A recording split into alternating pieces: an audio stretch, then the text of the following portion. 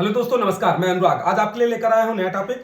HMPV virus क्या है, इसका मोड ऑफ एक्शन क्या है, ये बॉडी के कौन कौन से पार्ट को इन्फेक्ट करता है और इसका ट्रीटमेंट कैसे किया जा सकता है, मैं इस वीडियो के माध्यम से बताऊंगा। आप लोग वीडियो के अंत तक बने रहिएगा। दोस्तों, अगर आप इस यूट्यूब चैनल पर नए हैं तो अनुराग यादव मास्टरमाइंड चैनल को सब्सक्राइब करें। मैं आपके करियर को ग्रो करने के लिए बेहतरीन जानकारी देता रहूंगा। आज का टॉपिक है एचएमपीवी वायरस क्या है। एचएमपीवी वायरस को ह्यूमन मेटान्यूमो वायरस बोलते हैं। ये वायरस जो है चाइना में बहुत तेज से फैल रहा है और एक प्रकार से बीमारी जो है क्रिएट कर रहा है। इंडिया में लगभग 8 केस आए हुए हैं अभी तक। केरला, कर्नाटक, गुजरात और यूपी में भी 2 केस आए हुए हैं। एक जो है केजीएमयू में महिला भर्ती है। अगर कोई भी इन्फेक्टेड पर्सन है वो कहीं भी किसी कम्युनिटी में जाएगा तो इन्फेक्शन काज करेगा। यानी कि ये जो है एक प्रकार से बहुत तेज से स्प्रेड होने वाली वायरस बीमारी है। ये वायरस जो है ड्रॉपलेट के थ्रू फैलता है, छींकने से, खांसने से, या वो सतह जहां पे जो है ये ड्रॉपलेट्स हैं वहां पे बैठने से, या किसी व्यक्ति को ये इन्फेक्शन है, अगर उससे आप पारस्परिक संबंध रखते हैं या हाथ मिलाते हैं तो उससे आपको इन्फेक्शन हो सकता है।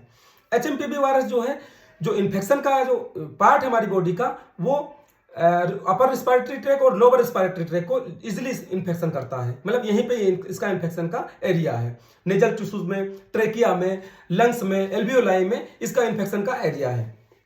अगर हम इसको मोड ऑफ एक्शन की बात करें तो मोड ऑफ एक्शन की जानने से पहले 2 चीजें जाननी होंगी।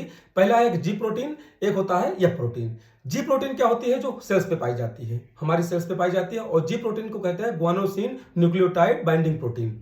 ये प्रोटीन क्या करती है? जो सिग्नल आता है ऊपर से यानी बाहर से, वो सेल्स के अंदर जो है सिग्नल ट्रांसमिट करने में मदद करती है। दूसरा है एफ प्रोटीन। एफ प्रोटीन क्या होता है? ये वायरस में पाया जाता है। ये प्रोटीन क्या करती है? ये फ्यूजन में मदद करती है, यानी वायरस के जो मेम्ब्रेन है उसको होस्ट सेल के मेम्ब्रेन में एंट्री करने में मदद करती है। और यही एफ सेल जो होती है, ये प्रोटीन सेल होती हैं, इसी पर जो है कोई एंटीबायोटिक होगा या हमारा कोई वैक्सीन बना हुआ इसी पर काम करेगा। तो आपको पता है जी प्रोटीन और एफ प्रोटीन। अब बताता हूं मोड ऑफ एक्शन। जैसे ही कोई वायरस जो है हमारी सेल्स पे आता है तो ये जी प्रोटीन से बाइंड करता है।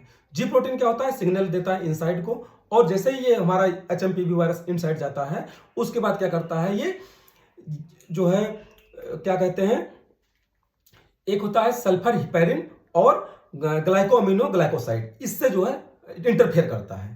जब इंटरफेयर करता है तो जो इसके पास एफ प्रोटीन है, एफ प्रोटीन क्या करता है? फ्यूजन में मदद कर देता है, यानी कि जो वायरस का जो मेम्ब्रेन है उसको फ्यूज कर देता है होस्ट सेल के मेम्ब्रेन में। अब इनसाइड आ गया पार्टिकल वायरस का। अब क्या होगा? इसमें रिप्लिकेशन होगा। रिप्लिकेशन में क्या होता है? जो वायरस का निगेटिव सेंस आरएनए है वो पॉजिटिव सेंस आरएनए में, एमआरएनए में कन्वर्ट होता है। उस समय एक एंजाइम होता है पॉलीमरेज आरएनए, यानी कि आरएनए पॉलीमरेज एक एंजाइम है जिसकी मदद से जो निगेटिव सेंस आरएनए है वो पॉजिटिव सेंस आरएनए में कन्वर्ट होगा और ये जो है रिप्लिकेट करेगा, जिससे जो है इसकी नंबर जो है बढ़ेंगे और मल्टीप्लिकेशन होगा। और यही जो वायरस जब बढ़ जाता है तो ये जाकर के हमारा जो टी सेल्स होती हैं, जो हमारी बॉडी को इम्यूनिटी प्रदान करती हैं, उसको जो है डिस्ट्रॉय कर देगा। अब जब टी सेल डिस्ट्रॉय हो जाएंगी तो इम्यूनिटी हमारी कमजोर हो जाएगी। जब इम्यूनिटी कमजोर हो जाएगी तो बहुत सारी बीमारियां हमें झेलने लगेंगी, जैसे कि कोल्ड हो गया, कफ हो गया, या बहुत ज्यादा कॉम्प्लिकेशन हो गया तो COPD, chronic obstructive pulmonary disease, और जो है क्या कहते हैं कि अस्थमा, इन जैसे बीमारियां जो है आपको घेर लेंगी, जिससे जो है आप जो है डे बाय डे जो है आप बीमारी से ग्रसित हो सकते हैं और बीमार हो सकते हैं। इसको रोकने का एक ही तरीका है, इसमें कोई एंटीबायोटिक अभी तक नहीं बनी है, ना कोई एंटीबॉडी बनी है। इसके लिए जो है आपको पहली बात तो जो इन्फेक्टेड पर्सन है उससे पारस्परिक संबंध नहीं रखना, उससे हाथ नहीं मिलाना, उससे दूर रहना है। अगर वो कफिंग वगैरह करता है उससे दूर रहना है।